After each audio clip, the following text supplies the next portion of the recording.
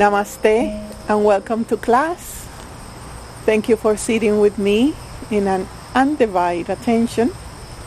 And today class is about change. Let's open the space for that. Because so many of you at times get frustrated because they are doing a lot of effort, they're committed to the daily practice, to the sadhanas, they go to ceremonies and so on and so forth, and they say, what is going on? I don't see any change, or this is not working, and you start doubting the teachings and the teacher and yourself, and that goes into a loop of despair and negativity, and you lose kind of confidence in your progress. So let's start by seeing that in creation there are two forces, or is form of two forces. One is the form and the other one is the non-form, right? So your body is in the form, your mind is not in the form. Energy is non-form, and matter of everything is in the form. The universe, all the suns and the planets are in the form, and they are round form. I will tell you why they are in the form in a moment. And their divinity is in the non-form. You can call that divinity. Consciousness is in the non-form. Everything that it moves. And the bigger part is the non-form. That consciousness that is embedded, is inside and around the form.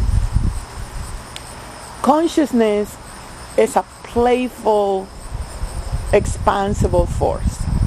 And its play is to change the form. In every single millisecond, you are ensemble and ensemble, ensemble and ensemble. So it's not possible that you are not changing. You are definitely changing. The sense that you are not changing is because you ensemble yourself into your definitions. You define yourself through your personality. I am open, I am closed, I am introverted, I like this, I don't like this. You defined your relationships. I love this way, I don't love this way. It should be love in this way, and so on and so forth. So you ensemble yourself again over and over into what you know. But that knowing is just relating to your personality, is just relating to your ego sense, your identification. But inside, you are changing, and at the same time, there is a part of you that doesn't change, right? You can have all kind of experiences, all kind of pains and glories and birthdays and so on, but you know that there is something that is not changing. And that non-changing is the very core of your wisdom. See, when we relate knowledge to gunas, for example, when you are in tamas, in that inertia, that heaviness, there is no knowledge, zero knowledge. Tamas is not knowledge. Rajas, the knowledge is that you perceive things as individuals, and you want to change job because that job is different than the other job, and this relationship is different than the other relationship, and you want to change your website, and you want to change. That is rajas. You see only the individuals, and you jump from one individual concept, job, over and over. That is the rajas of knowledge. But when you have sattva in knowledge, you see that permeating infinity, the non-form, is in all forms. Therefore, you are at peace. You don't need to search for any wellness or good desire or bad desire. You just know that in that vast infinity and that consciousness that doesn't change is inside of you. And you can relate to it. You can relate to what doesn't change within you. So really, ignorance is your inability to see the changes in what it changes.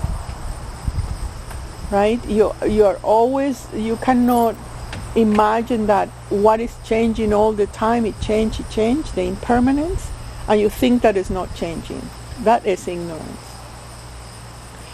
And to see that what doesn't change or in yourself, you think that what it doesn't change is changing. So in order for you to have certain peace, that any effort that you do, any commitment, any knowledge, any reprogramming you do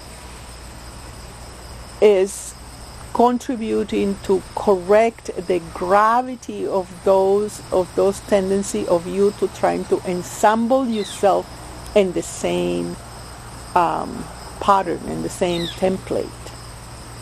And that is through knowledge. It is through knowledge that you realize that, I'm just wanting to see myself in the same matter. And that doesn't allow me to see that I am changing. That inside I am changing. And it doesn't allow me to see the part of me that doesn't change. Once you see the part that doesn't change, you're at peace. This is a step of your illumination, a step of the perception in your spirit bodies. So don't measure your strength or your satisfaction or even your capacities and your self-value because you're changing, because you see things that are different. No, it's different because it is different. It's the nature of life.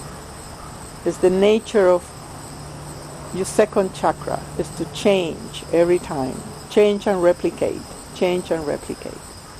So you're always changing, but you cannot see that you're changing because you are choosing to ensemble the things that are convenient for you. Your definitions, your concepts, your belief systems, and your values. Those are the 4 impediments that jumped actually the first 3 chakras, that you are holding on it and you have great resistance to flow, or to see life as a flow, to see that it's impermanent, that it's changing, and that you are safe. And why you have that resistance? Because you don't have enough trust or enough connection with the I never change, with the infinite part of you. Because it's life-threatening. It's like, I am going to cease to exist. So of course I'm not going to risk anything. I'm not going to learn anything new. I'm not going to really modify something meaningful and totally, and take risk because you feel that you're going to die, that your first, second, and third chakra are going to collapse in there, right? It's related to your own existence. So you have to reassure yourself. That's often I say that. In order for you to change, you need to have certain self-esteem.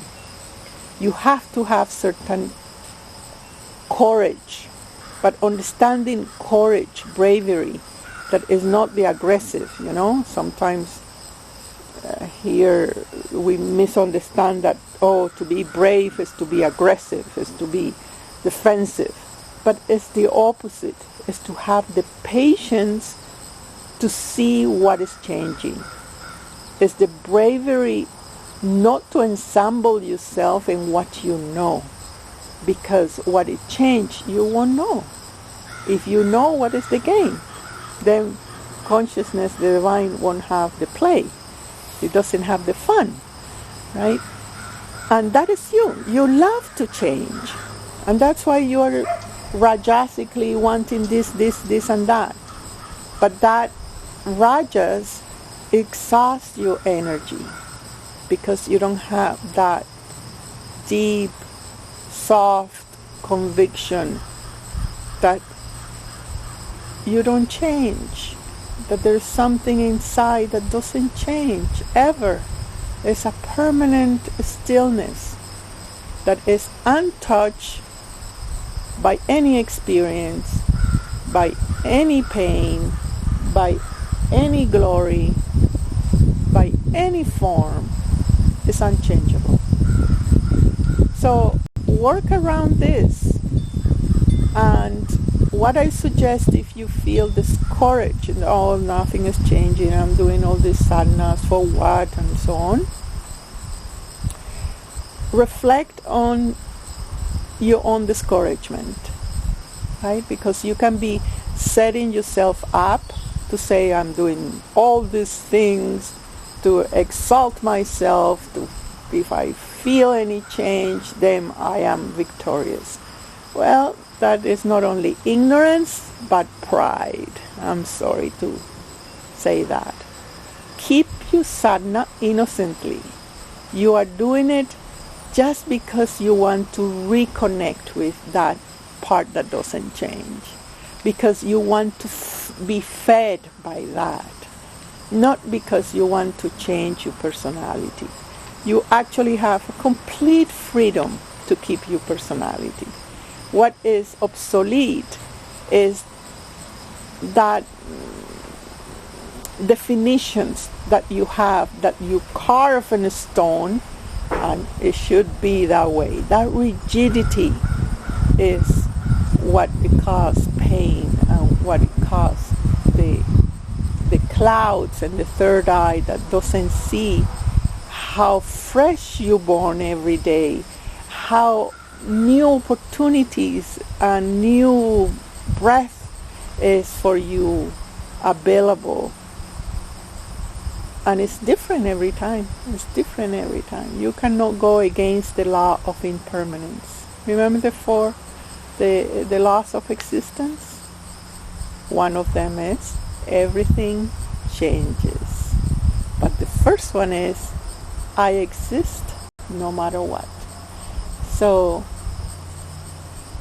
don't discourage yourself, because that is a setup.